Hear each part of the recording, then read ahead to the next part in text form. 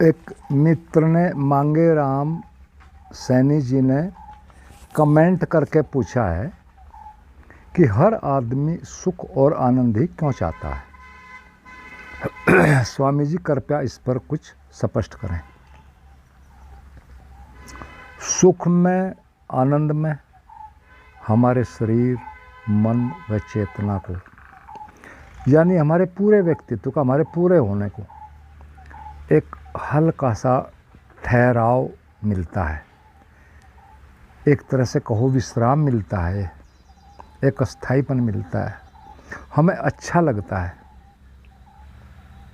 हमें लगता है जैसे जीवन में जो पाने जैसा था वो हमने पा लिया।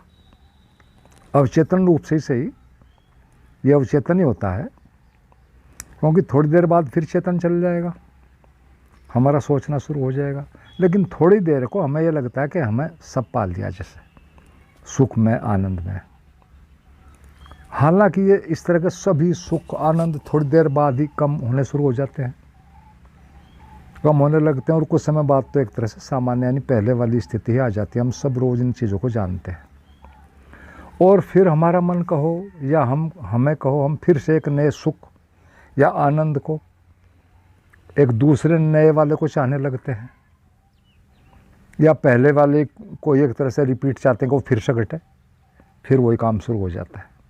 और कारण बड़ा सीधा सा है, हमारा एक तरह से को अभी का जो होना है सिर्फ हमारे अंदर हमारा मनस्तत्व की प्रमुखता का होना है।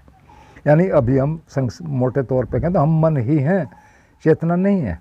चेतना मन के रूप में काम कर रही है, मोशन में है,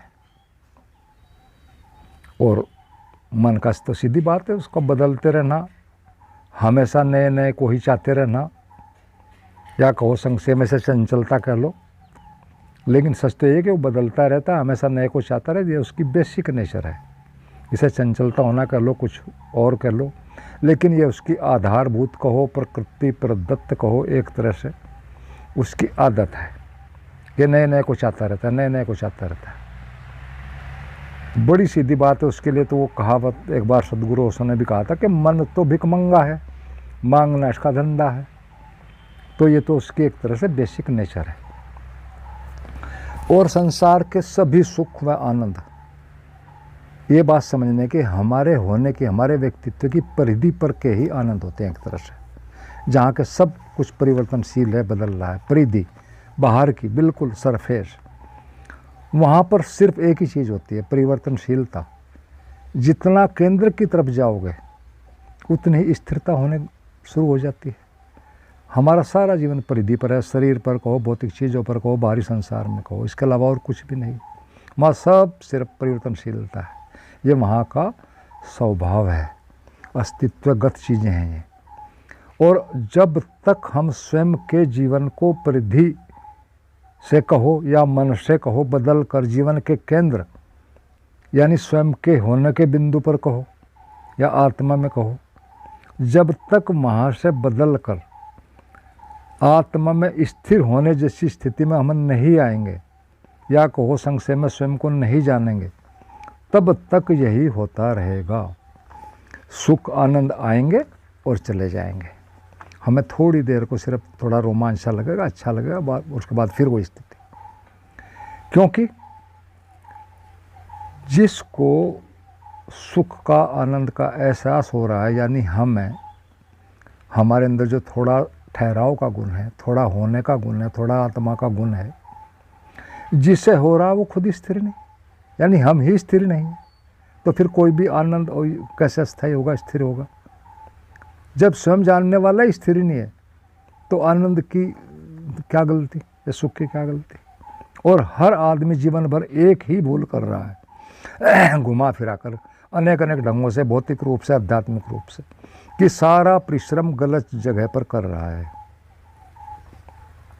और इसीलिए अंततः हर सुख, हर घटना, हर संबंध, हर श्रम, हर परिश्रम, सब का एक तरह से कहो जीवन में अंतिम रूप से वो सारे के सारों का जो रिजल्ट आता है अंतिम, वो दुख और संताप में आता है। भले शुरू में समझ में ना आए। इसी कारण जीवन में सिर्फ ज्ञानियों ने आत्मज्ञान को ही सिर्फ ज्ञान कहा है।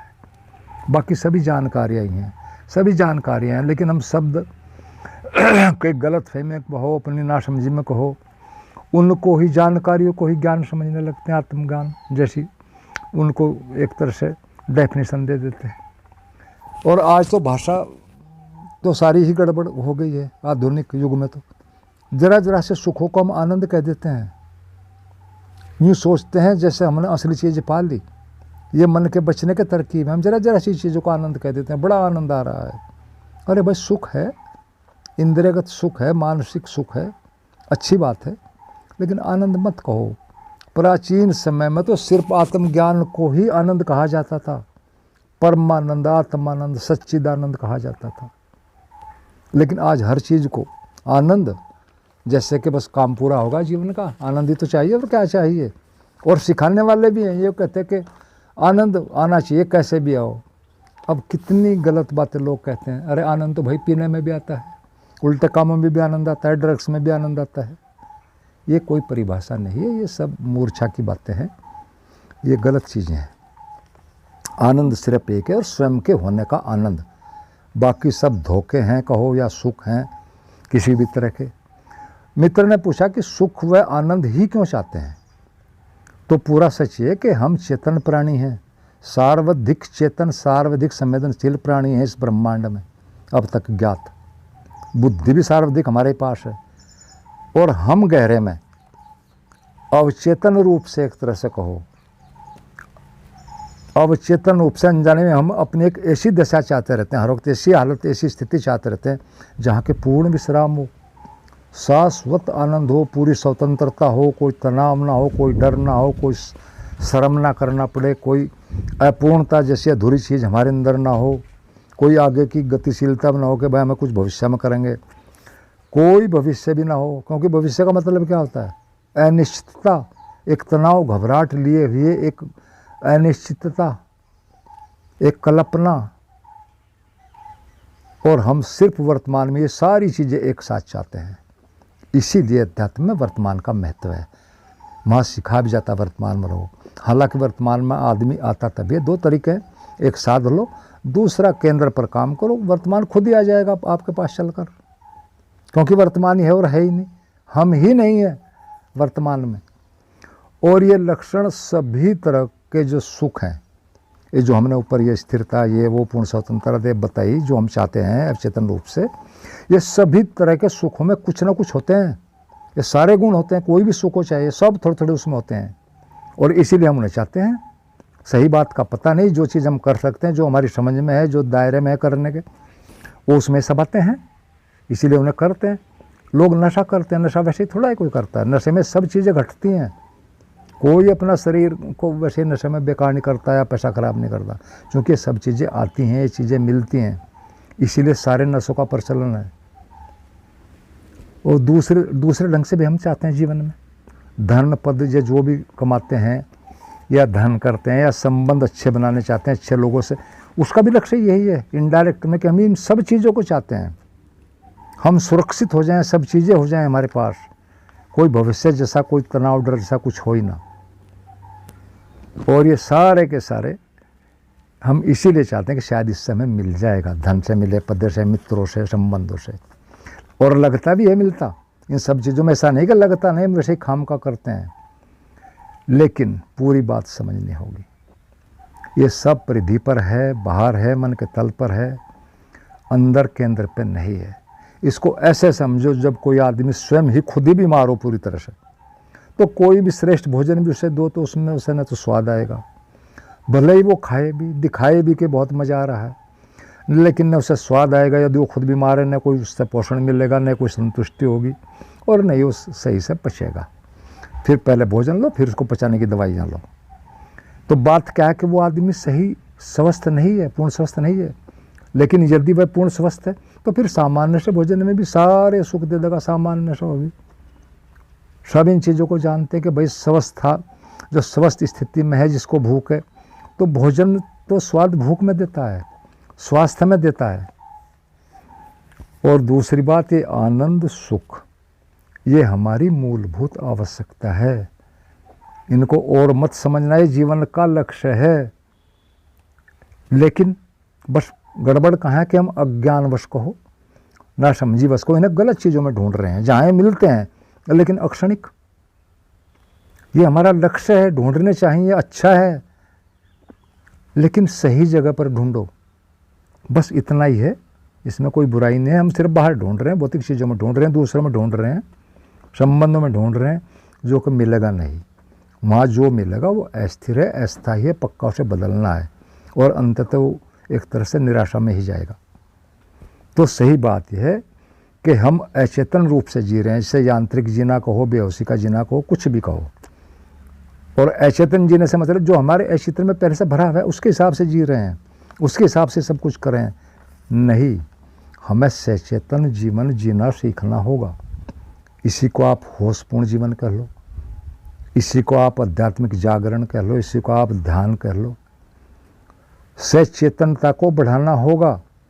अभी हमारा चेतन मन सिर्फ थोड़ी देर को आता है, फिर सारा अवचेतन संभाल लेता है। नहीं, पूरा चेतन होना पड़ेगा, सीखना पड़ेगा। अगर चेतन रहोगे तो कोई गलत चीज़ आ ही नहीं सकती। हम गलत चीज़ें कर भी नहीं सकते। अपने मन को जैसे ही वो गलत तरफ जाएगा, गलत दिशा में जाएगा, उसको वहीं रोक देंगे शुरू में ही। लेकिन तभी यदि हम खुद चेतन हों, खुद जागृत हों, और फिर होगा क्या अंततः कि हमारा स्वयं का होना ही एक सुख बन जाएगा, एक आनंद बन जाएगा। और ध्यान रखना, ऐसा व्यक्ति ही, शिव सूत्र में एक बड़ी ऊंची बात कही भगवान शिव ने कि ऐसा व्यक्ति ही शिव सूत्र के हिसाब से जो जागृत है, वही सारे इंद्रिय सुखों को और अस्तित्वगत सुखों को सच में भोगता है। क्योंकि वो भोगने की स्थिति में है, वो है, वो यंत्र नहीं है, वो है, वही सब इंद्रियों का सुख ले सकता है सच में। सारे अस्तित्व की सारी चीज़ों का, मानसिक, शारीरिक, म्यूजिक, सब चीज़ों का सुख ले सकता है। और यही सच है। जिसे स्वयं का ही पता नहीं, वह सुख, वह आनंद को ही क्या समझेगा, क्या उसका मजा लेगा। बस समझना सा लगता है परिधि पर, लगता है कि हम समझ रहे हैं, कुछ हो रहा है, सुख आ भी रहा है थोड़ा ही सही। तो सिर्फ आत्मज्ञान ही एकमात्र सुख है, आनंद है, क्योंकि वो किसी पर निर्भर नहीं। वो हमारा स्वयं का होना ही एक आनंदपूर्ण है। हमारा पूर्ण होना ही एक आनंद है, पूर्णता ही एक आनंद है। और पूर्णता सिर्फ केंद्र पर है और कहीं नहीं, मन में नहीं, परिधि में नहीं। बाकी सभी कुछ तो सिर्फ एक आभास है। हमारे होने के अलावा जितने सुख हैं, जितने आनंद, जिन्हें बड़ी बड़ी नाम देते हैं अच्छे अच्छे, वो सिर्फ एक आभास मात्र है। वो प्रकृति प्रदत्त घटनाएं हैं, इंद्रियों के थोड़ी देर के अनुभव हैं, वो केंद्र का कोई नहीं है। और एक गालिब का एक शायर है, आपने भी सुना होगा, एक शायरी, शेर, जिंदगी भर गालिब बस यही एक भूल करता रहा, जिंदगी भर गालिब बस यही एक भूल करता रहा, धूल चेहरे पे थी और आईने को साफ करता रहा। यानी काम कहीं और करना था, करता कहीं और रहा। सीधा सा बात है, स्वयं पर काम करो, स्वयं को जगाओ, स्वयं को विकसित करो, स्वयं को मजबूत बनाओ, स्वयं को केंद्रित करो, स्वयं पर काम करो, और दूसरी चीज़ों पर नहीं। वहाँ तो सिर्फ जरूरत लायक करो। तो ये सारी चीज़ें समझने की हैं। ये सुख, आनंद, ये हमारा स्वभाव नहीं, सच में ये जीवन की जरूरत है, जीवन का लक्ष्य है। हमें सिखाया जाता है धर्म में, जो सही है, कि हमारे स्वभाव में हम शुद्ध बुद्ध सुख सच्चिता आनंद है, इस तरह की बातें चलती हैं। उससे ऐसा लगता है कि जैसे हम हैं ऑलरेडी, इसलिए कुछ ज़्यादा टेंशन लेने की जरूरत नहीं। ऐसा नहीं है। ये हमारी जरूरत है, लक्ष्य है, इसको करो, फिर स्वभाव भी हो जाएगा, अपना आप ही हो जाएगा। स्वभाव हर चीज़ हो ही जाती है। जो आप हो जाते हैं, जहाँ ठहर जाते हैं, फिर वो आपका स्वभाव ही हो जाता है। तो इन चीज़ों को समझो, यहाँ सब अपने आप ही करना है। अपदीपो भव यही है, स्वयं पर काम करो, अपने दिए खुद बनो, तभी आनंद का मतलब है। तभी बाहरी आनंद हम ले सकते हैं, चाहे वो इंद्रियों के सुख हैं, कुछ और सुख हैं, मानसिक सुख हैं। पहले स्वयं को जगाओ, पहले स्वयं को हो, स्वयं में आओ, केंद्रित हो। तो ये कोई बुरी चीज़ नहीं है। इसलिए चाहते हैं कि हमारा लक्ष्य है, हम इसलिए चाहते हैं सभी। बस अंतर इतना है कि हम गलत चीज़ों में ढूंढ, गलत जगह पर ढूंढ रहे हैं, जहाँ पर सिर्फ आभास है, जरा सी देर का है और कुछ भी नहीं। असली जगह हो, असली जगह काम करो। ये तो जीवन का लक्ष्य है, मनुष्य योनि का लक्ष्य है। तो मैं समझता हूँ कुछ चीज़ें साफ हुई होंगी। मित्र ने बड़ा अच्छा प्रश्न पूछा था, आपने सुना। बहुत बहुत धन्यवाद सभी मित्रों का। अंत में सभी मित्रों को मेरा प्रणाम।